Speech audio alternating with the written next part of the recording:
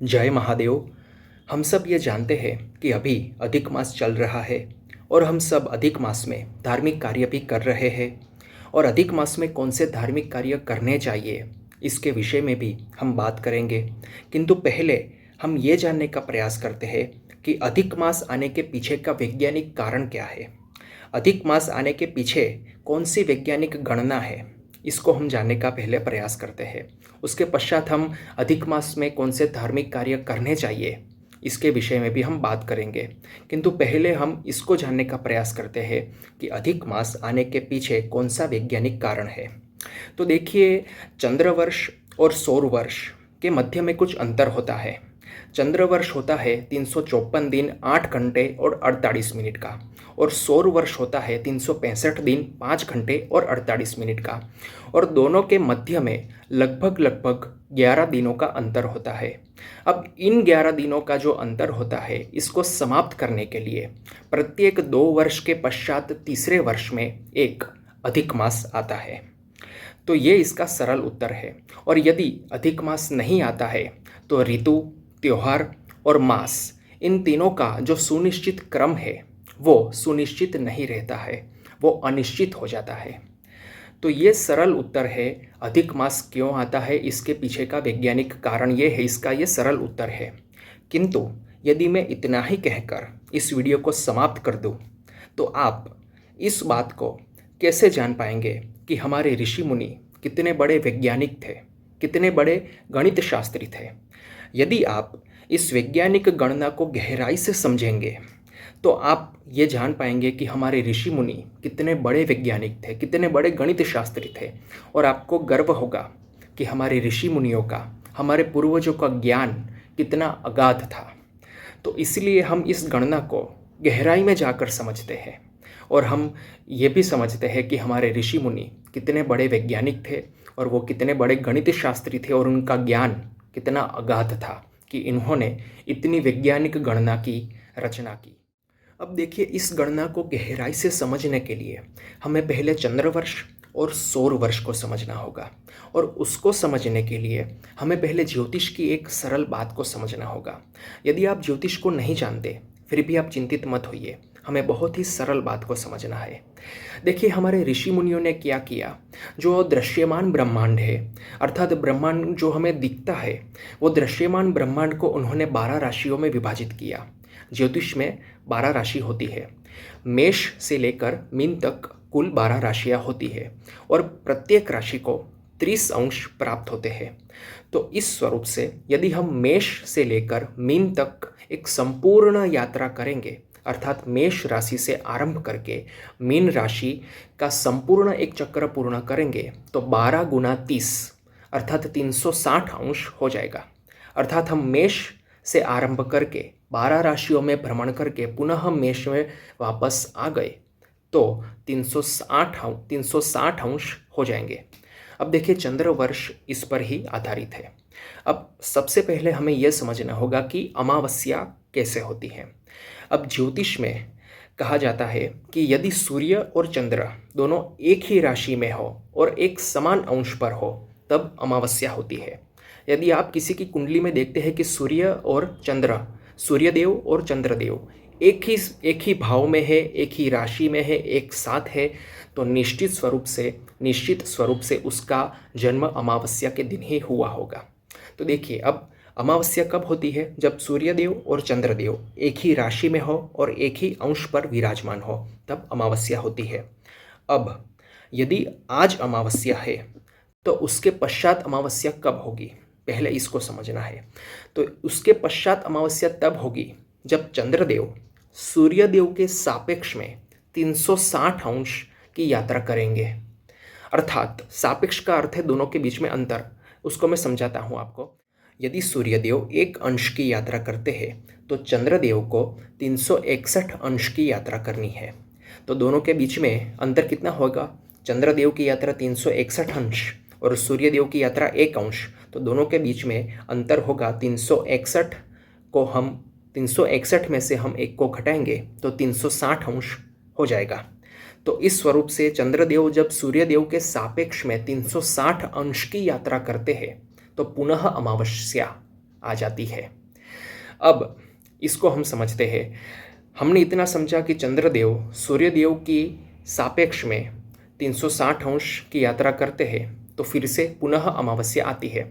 अब अमावस्या से अमावस्या आती है, उसके मध्य में चिंतन कीजिएगा, एक अमावस्या आई, उसके पश्चात जब पुनः अमावस्या आती है, उसके मध्य में चंद्रदेव की कुल कितनी कलाएं होती है? चंद्रदेव की कुल 30 कलाएं होगी। जब अमावस्या थी तब से लेके पूनम तक की 15, और पूनम से पुनः जब अमावस्या आएगी वो 15, कुल मिलाकर 30 कलाएं होगी। अब जब अमावस्या थी, पुनः अमावस्या आएगी, उसके मध्य में चंद्रदेव की 30 कलाएं है, उसके मध्य में चंद्रदेव ने सूर्यदेव के सापेक्ष में 360 अंश की यात्रा की है।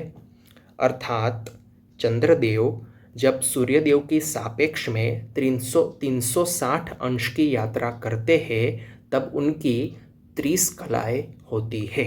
पहले इसको समझना है। 360 अंश की यात्रा में कितनी कलाएं हुई? 30 कलाएं। अब यदि चंद्रदेव 30 कला में 360 अंश की यात्रा करते हैं तो एक कला में कितनी यात्रा करेंगे? अब हम इसकी गणना करेंगे तो हमें 12 अंश प्राप्त होंगे। अर्थात चंद्रदेव एक कला में 12 अंश की यात्रा करते हैं। अब ऋषि मुनियों ने जब पंचांग का निर्माण किया तब उन्होंने चंद्रदेव की एक कला को एक तिथि कहा। अर्थात एक तिथि का अर्थ है चंद्रदेव की एक कला, ऐसा उन्होंने निर्धारण किया। एक कला में चंद्रदेव की यात्रा 12 अंश है, अर्थात एक तिथि में चंद्रदेव की यात्रा 12 अंश है सूर्यदेव के सापेक्ष में। तो एक तिथि क्या हुई? एक तिथि का अर्थ यही है कि ब्रह्मांड में चंद्रदेव और सूर्यदेव की यात्रा के जो मध्य में अंतर होता है वही एक तिथि है। और एक तिथि अर्थात ब्रह्मांड में जब चंद्रदेव सूर्यदेव के सापेक्ष में 12 अंश की यात्रा करते हैं, चंद्रदेव की यात्रा और सूर्यदेव की यात्रा के मध्य में जब 12 अंश का अंतर हमें प्राप्त होता है वही एक तिथि है। तो इसी स्वरूप से एक तिथि का निर्माण किया गया। तो ये एक तिथि बनी, चंद्रदेव की एक कला अर्थात एक तिथि। अब ऐसे आगे बनकर 30 तिथियाँ बनी, चंद्रदेव की 30 कला और इसके कारणवश 30 तिथि। अब ये संपूर्ण स्वरूप से एक मास हो गया जो चंद्रदेव की कलाओं पे आधारित है। इसी स्वरूप से 12 मास होंगे, और जब 12 मास होंगे तो वो एक वर्ष हो जाएगा। अब ये जो एक वर्ष का निर्माण हुआ उसका आधार क्या है? चंद्रदेव की कलाएं, चंद्रदेव की यात्रा सूर्यदेव के सापेक्ष में। अब क्योंकि इस पूरे वर्ष की गणना में चंद्रदेव की कलाएं और उनकी यात्रा आधार थी, अतः इस वर्ष को चंद्रवर्ष कहा जाता है। तो यही है चंद्रवर्ष। अब जब इसकी गणना हुई कि ये चंद्रवर्ष जब एक संपूर्णतः एक वर्ष पूर्ण होता है तो वो कितने दिन होते हैं, उसकी गणना आई कि 354 दिन 8 घंटे और 48 मिनट। अब ये हो गया चंद्रवर्ष। अब सूर्यवर्ष को समझते हैं। अब सूर्य जब मेष राशि, यदि हम समझते हैं कि सूर्य अभी प्रथम राशि मेष राशि में है, तो सूर्यदेव जब मेष राशि में है तो वो पूरे सभी राशियों में एक पूरा भ्रमण करेंगे, अर्थात मेष से लेकर मीन तक की सभी राशियों में संपूर्ण यात्रा करके पुनः वापस मेष में आएंगे। अर्थात 12 राशियों की संपूर्ण यात्रा एक बार करेंगे, अर्थात 360 अंश की यात्रा एक बार करेंगे सूर्यदेव, उसको सौर वर्ष कहा जाएगा। अब सूर्यदेव एक राशि में 29, 30 या 31 इतने दिनों में लगभग यात्रा करते हैं एक राशि में, और अतः इसके पश्चात जब 12 राशियों में उनका समय गिना जाता है पूरा एक वर्ष, कि सूर्यदेव जब 12 राशियों में एक बार भ्रमण करेंगे, एक बार पूरी यात्रा करेंगे 360 अंश की, तो कितना समय होगा? अब जब वह गणना की गई तो वह हुई 365 दिन 5 घंटे और 48 मिनट। तो ये सौर वर्ष, चंद्रवर्ष, सौर वर्ष। अब चंद्रवर्ष और सौर वर्ष जब दोनों में एक वर्ष होता है तो दोनों के मध्य में लगभग 11 दिनों का अंतर आया। अब हम यह समझते हैं कि ये 11 दिन का अंतर आया, उसके कारणवश क्या समस्या होती है। ऐसा ही चलने देते, चंद्रवर्ष अपने स्वरूप से चलता, सौर वर्ष अपने स्वरूप से चलता, क्या समस्या होती है। समस्या ये होती है कि ऋतु, त्योहार और मास, इन तीनों का जो सुनिश्चित क्रम है वो अनिश्चित हो जाता है। यदि अधिक मास न हो तो ऋतुएं और मास दोनों का क्रम विपरीत हो जाएगा। कभी वसंत ऋतु माघ मास में आ जाएंगी, दिवाली अपने समय पे नहीं आएगी, कभी दिवाली वैशाख मास में आ जाएगी ऐसा भी हो सकता है। तो इसको सुनिश्चित स्वरूप से यदि हमें क्रम में ही रखना है तो हमें अधिक मास का निर्माण करना ही होगा। अब इसको भी हम समझते हैं कि यदि हम अधिक मास को नहीं जोड़ते हैं तब ऋतु, त्योहार और मास, इन तीनों के क्रम में अनिश्चितता किस स्वरूप से आ जाएगी।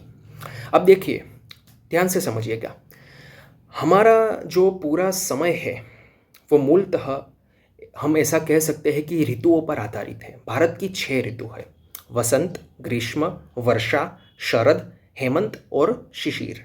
इतनी ऋतुएं हमारे भारत में हैं। अब 6 ऋतु है और 12 मास है एक वर्ष के, तो प्रत्येक ऋतु को 2 मास मिले हुए हैं। अब ऋतु का आधार क्या है? सूर्यदेव। हमारी जो ऋतुएं है उसका आधार क्या है? सूर्यदेव। अब सूर्यदेव कौन सी राशि में भ्रमण कर रहे हैं उसके आधार पर ऋतुएं निर्धारित होती है। तो देखिए, सबसे पहले हम वसंत ऋतु की बात करते हैं क्योंकि ऋतुओं में राजा है वसंत। तो वसंत ऋतु कब आती है? अब देखिए, सामान्य स्वरूप से हम ऐसा समझ सकते हैं कि वसंत ऋतु आती है चैत्र और वैशाख मास में, और चैत्र और वैशाख मास में सूर्यदेव होते हैं मीन और मेष राशि में। किंतु हम इसको समझने के लिए और सरल कर देते हैं। आप ऐसा समझिए कि चैत्र सुद प्रतिपदा को, अर्थात चैत्र मास की प्रथम तिथि को वसंत ऋतु आती है और उसी दिन को सूर्यदेव मेष राशि में आते हैं। अब सूर्यदेव मेष राशि में आते हैं, उसी कारण वश वसंत ऋतु आती है और उसी दिन पे चैत्र सुद प्रतिपदा को आना है, तभी चैत्र सुद प्रतिपदा को वसंत ऋतु होगी। ठीक है, अब देखिए, ध्यान से समझिए, चंद्रवर्ष और सौर वर्ष के मध्य में 11 दिन का अंतर था। अब हमने क्या किया, जब पिछले वर्ष चैत्र सुद प्रतिपदा थी, हमने वहाँ से गणना आरंभ की और चंद्र वर्ष के द्वारा हमने 354 दिन में ही पुनः चैत्र सुद प्रतिपदा का निर्माण कर दिया। अर्थात हमने ये पूरा एक वर्ष 354 दिन में ही बना दिया।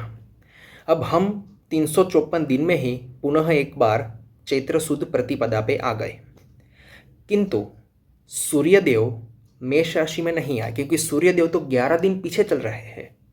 सूर्यदेव तो 365 दिन के पश्चात मेष राशि में आने वाले थे। तो हमने 354 दिन में ही एक वर्ष का निर्माण कर लिया। उसके कारण सूर्यदेव अपनी मेष राशि में अभी नहीं पहुँचे हैं, वो अभी 11 दिन के पश्चात पहुँचने वाले हैं। तो इस कारणवश वसंत ऋतु भी अभी नहीं आएगी, क्योंकि सूर्यदेव की राशि का भ्रमण, सूर्यदेव की राशि के भ्रमण के आधार पर ऋतु का निर्माण होता है। तो हमने समय को तो अपने स्वरूप से निर्मित कर लिया, 354 दिन में एक वर्ष का पुनरावर्तन कर लिया, किंतु सूर्यदेव तो 11 दिन अभी पीछे है। 11 दिन के पश्चात मेष राशि में आएंगे और तभी चैत्र सुद प्रतिपदा होनी चाहिए, किंतु हमने तो 11 दिन पहले ही चंद्र वर्ष के कारण चैत्र सुद प्रतिपदा का निर्माण कर लिया। अब ये एक वर्ष में ऐसा हुआ। अब दूसरे वर्ष में वो 11 वर्ष 22 दिन हो जाएंगे, तो सूर्यदेव 22 दिन पीछे चल रहे होंगे, तो और वसंत ऋतु पीछे चली जाएगी। तो चैत्र सुद प्रतिपदा से वसंत ऋतु अब दूसरे वर्ष के पश्चात 22 दिन दूर होगी, जो पहले वर्ष के पश्चात 11 दिन दूर थी। अब जब तीसरे वर्ष में भी ऐसा होगा तो वो 33 दिन पीछे हो जाएगी, अर्थात वसंत ऋतु नहीं होगी, शिशिर ऋतु चल रही होगी चैत्र सुद प्रतिपदा के दिन। तो इस समस्या के निवारण के लिए 2 वर्ष के पश्चात तीसरे वर्ष में एक अधिक मास को जोड़ा जाता है, जिसके कारणवश चैत्र मास में ही वसंत ऋतु आ जाए और ऋतु, त्यौहार और मास तीनों के क्रम में कोई अनिश्चितता ना हो। तो इस स्वरूप से मैंने अधिक मास के पीछे की वैज्ञानिक गणना को वर्णित करने का प्रयास किया। आशा रखता हूँ आपको ये समझ में आया होगा, अन्यथा आप इसको पुनः देख सकते हैं। और इससे हमें यह भी ज्ञान मिला कि हमारे ऋषि मुनि कितने बड़े वैज्ञानिक थे, कितने बड़े गणित शास्त्री थे। उनका ज्ञान कितना अगाध था कि उन्होंने इतनी अद्भुत गणनाएं की है, उन्होंने इतनी अद्भुत और उत्कृष्ट तिथियों की रचना की, उत्कृष्ट पंचांग की रचना की और उत्कृष्ट स्वरूप से इस समग्र समय के स्वरूप का उन्होंने निर्माण किया। यह भी हम जान सकते हैं और इस पर हमें बहुत ही गर्व है। अब यहाँ पे यह सब जानकर हमें दो प्रश्न उठने ही चाहिए, दो प्रश्न होने ही चाहिए कि पहला प्रश्न ये है कि ये अधिक मास प्रत्येक 2 वर्ष के पश्चात तीसरे वर्ष में ही क्यों जोड़ा जाता है। अर्थात यदि प्रत्येक वर्ष में चंद्रवर्ष और सौर वर्ष के मध्य में 11 दिन है, तो प्रत्येक वर्ष में ही ऐसे कोई योजना करके उसको क्यों समाप्त नहीं किया जाता, क्यों 2 वर्ष के पश्चात ही उसको इस स्वरूप से समाप्त किया जाता है। यह पहला प्रश्न। और दूसरा प्रश्न, यह निर्धारण कैसे होता है कि अधिक मास कौन से मास के पहले आएगा। अर्थात 2 वर्ष के पश्चात जब अधिक मास आता है तो उन 12 मासों में से ये अधिक मास कब आएगा, इसका निर्धारण कब होता है। तो ये दो प्रश्न के विषय में हम अगले वीडियो में अवश्य स्वरूप से इसकी चर्चा करेंगे।